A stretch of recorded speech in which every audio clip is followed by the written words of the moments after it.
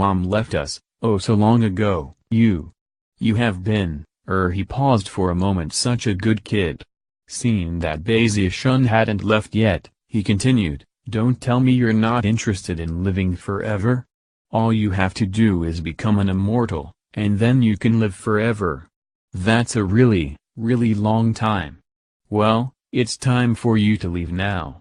Even a baby eagle must learn to fly eventually.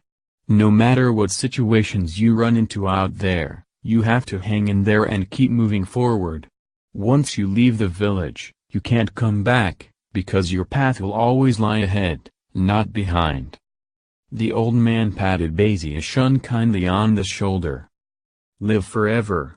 Basia-shun murmured. A tremor ran through him, and a look of determination slowly filled his eyes.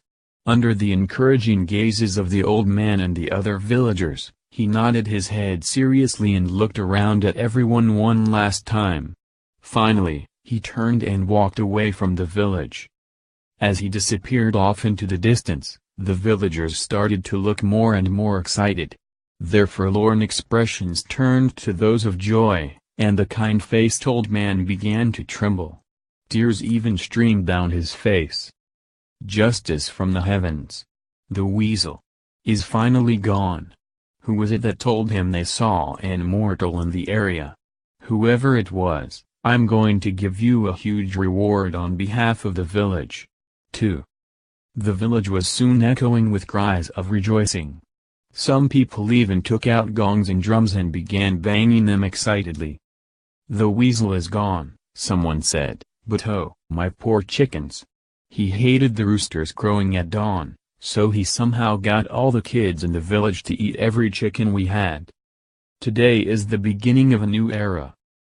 By this point, Basia-shun was still fairly close to the village, and could actually hear the sounds of the gongs and drums. He even caught wind of some of the cries of excitement. He stopped in his tracks, a strange expression on his face.